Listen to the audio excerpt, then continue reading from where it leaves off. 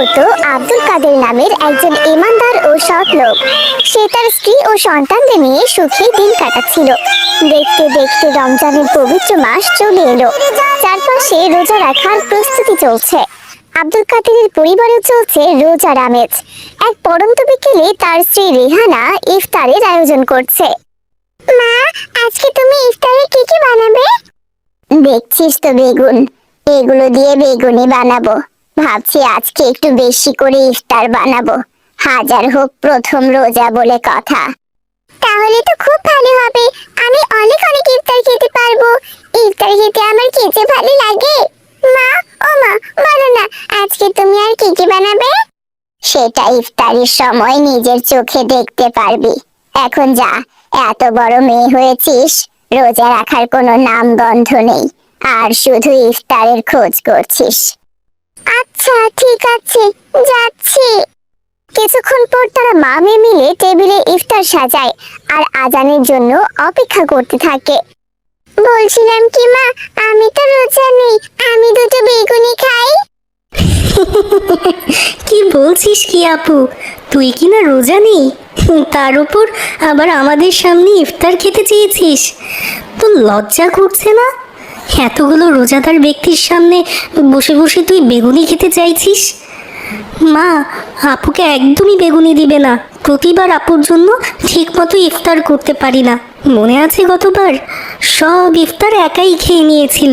ওরে বাবা, আব্বু কত কষ্ট করে বাজার থেকে আবার ইফতারি কিনে নিয়ে এসেছিল। এবার আর আপুকে তুমি কিছু খেতে দিবে না। তুই চুপ করতে সাইম, একদম বেশি কথা বলবি না। আর একবার আমার ইফতার খাওয়া নিয়ে কিছু বললি না, কানে নিচে দেবো একটা লাগিয়ে। তুই চুপ কর তো রাদিয়া, ছোট ভাইয়ের সাথে কিভাবে কথা বলতে হয় এখন অবধি শিখলি না, তাই না? সব সময় তোদের দুই ভাই বোনের শুধু ঝগড়া লেগেই থাকে। রোজা রমজানের দিন কোথায় একটু স্যাক্রিফাইস করে চলবি তা না, ছোট ভাইয়ের সাথে ঝগড়া শুরু করে দিয়েছিস। ও তো ভুল কিছু বলেনি, ঠিকই তো বলেছে। এত বড় একটা মেয়ে হয়েও তুই রোজা রাখছিস না, অথচ ইফতারি খাওয়ার বেলায় সবার আগে হামলা দিচ্ছিস। এইভাবে কি চলে নাকি? আজান দিলে তো আমরা সবাই একসাথে ইফতার করব, তাই না? কখনো কি দেখেছিস তোকে ছাড়া আমরা ইফতার করেছি? আহা, রোজা রমজানের দিন মেয়েটাকে এভাবে বকাবকি করছো কেন? ও কি বা এমন খেতে চেয়েছে? দুটো বেগুনিই তো খেতে চেয়েছে, তাই না? আজ বাদে কাল মেয়েটা আমার পরের বাড়িতে চলে যাবে। ও তো সারা জীবন এখানে পড়ে থাকবে না। দাও না, মেয়েটাকে একটু শান্তি মতো খেতে দাও। এই তোমার আশকারা পেয়ে পেয়ে মেয়েটা মাথায় উঠে গেছে। আগে তবু দু একটা করে রোজা রাখতো, এখন তো একেবারেই রাখে না। বছরে একবারই তো রমজান মাস আসে, এই মাসে যে একটা ইবাদতের 70টা করে নেকি হয়, সেটাও কি ওকে বলে দিতে হবে নাকি? তোমার মেয়ে তো সবই জানে, তবুও রোজা রাখে না। মা রাদিয়া, কাল থেকে রোজা রাখবে কেমন? এখন তুমি বড় হয়েছো, তোমার ওপর রোজা রাখা ফরজ হয়েছে। রোজা রাখলে আমি তোমাকে মজার মজার ইফতারি এনে দেব। এখন তুমি নাও, তোমার যেটা ভালো লাগে সেটা খাও। বাবার কথায় খুশি হয়ে রাদিয়া একটা দুটো করে সব বেগুনি খেয়ে ফেলে। এমনকি মুচমুচে করে ভাজা সকল ইফতার সে খেয়ে ফেলে। টেবিলে শুধুমাত্র মুড়ি আর ছোলাই পড়ে থাকে। এই দেখে তার মা ভীষণ রেগে যায়। আমি জানতাম এমন কিছুই হবে, এবার তুমিই বলো আমি কি করব? থাক, তুমি আর মেয়েটাকে বকাবকি করো না। এখনো 10 মিনিট সময় বাকি আছে। আমাদের মহল্লায় তো অনেকেই ইফতারের দোকান দিয়েছে। আমি এক্ষুনি ইফতার কিনে নিয়ে আসছি। এরপর আব্দুল কাদের সাহেব বাইরে থেকে ইফতার কিনে নিয়ে আসেন আর আজান হলে সবাই মিলে একসাথে ইফতার করতে থাকেন। এভাবেই বেশ কয়েকদিন কেটে যায়, কিন্তু রাদিয়ার কোনো উন্নতি হয় না। সে প্রতিদিন ইফতারের সময় লুকিয়ে লুকিয়ে ইফতার খেয়ে নিত। এজন্য সে তার মায়ের কাছে ভীষণ বকাও শুনতো, কিন্তু তাতে রাদিয়ার কোনো মাথা ব্যথাই ছিল না। সে যেন কারো কোনো কথাকেই পাত্তা দিত না। এদিকে আব্দুল কাদের রেহানার বকুনির হাত থেকে মেয়েকে বাঁচাতে বোনের বাড়িতে পাঠিয়ে দেন। আব্দুল কাদেরের বোন আয়েশা ছিল একটু কৃপণ স্বভাবের। একদিন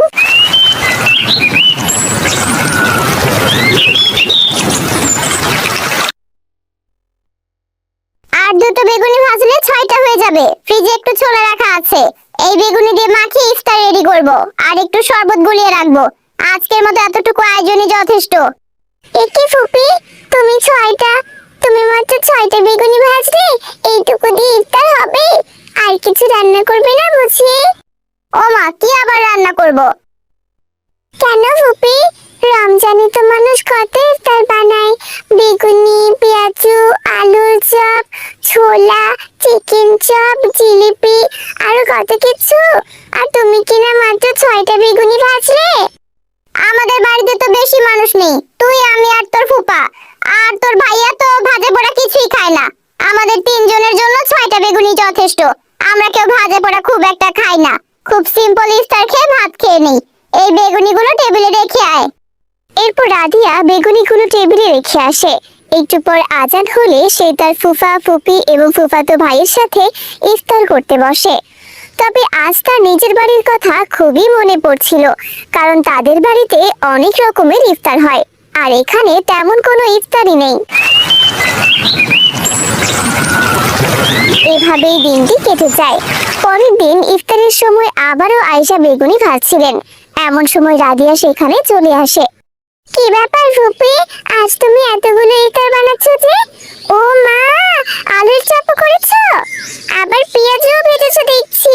আসার সময় টেবিলে দেখে এলাম অনেক ফলমূল রাখা আছে। এত খাবারের আয়োজন কেন করেছো ফুপি?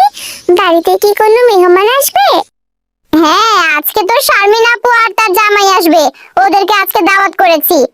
কি বলছো ফুপি, শারমিন আপু আর দুলাভাই আসবে? বাহ, তাহলে তো আজকে বেশ মজা হবে।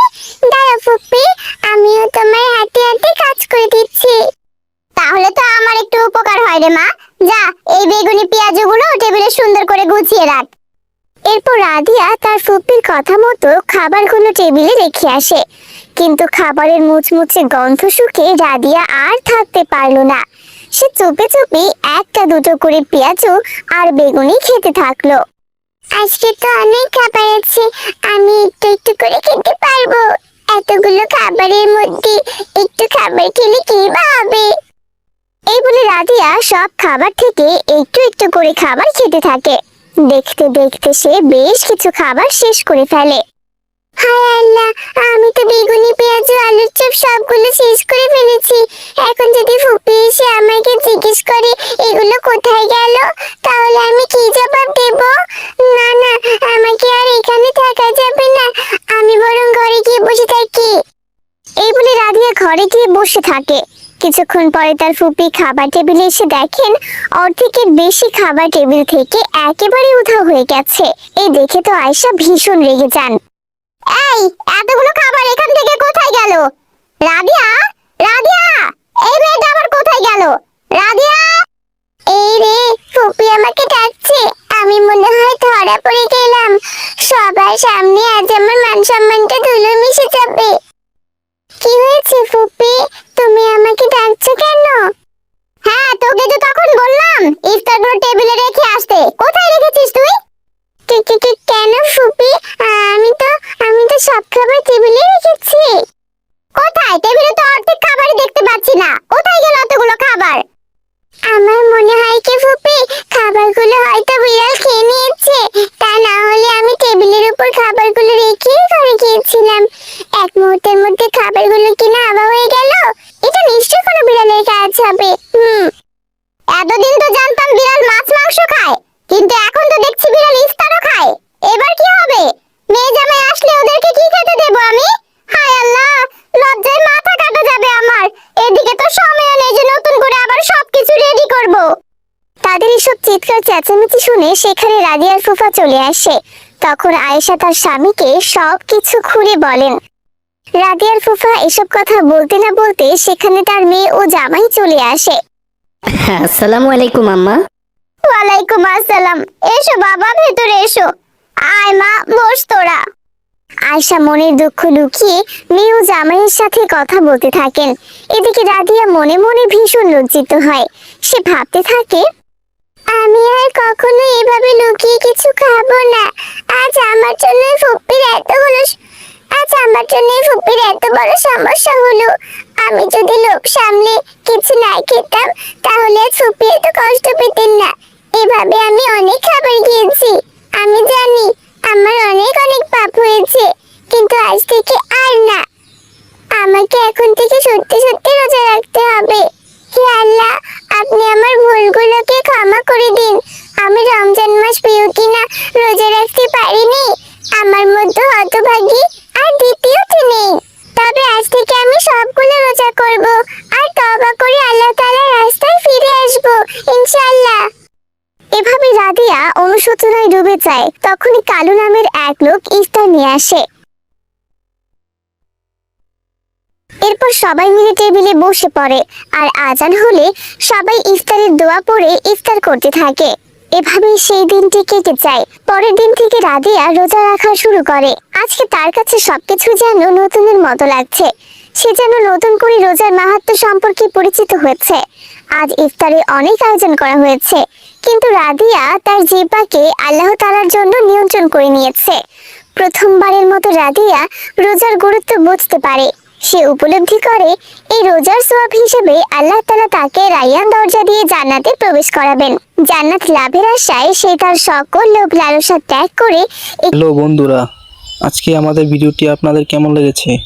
ভিডিওটি ভালো লাগলে চ্যানেলটি সাবস্ক্রাইব করুন, ভিডিওতে লাইক দিন, কমেন্ট করুন এবং ভিডিওটি আপনাদের বন্ধুদের মাঝে শেয়ার করে দিন। এরকম নতুন নতুন মজার ভিডিও পেতে আমাদের সাথেই থাকুন।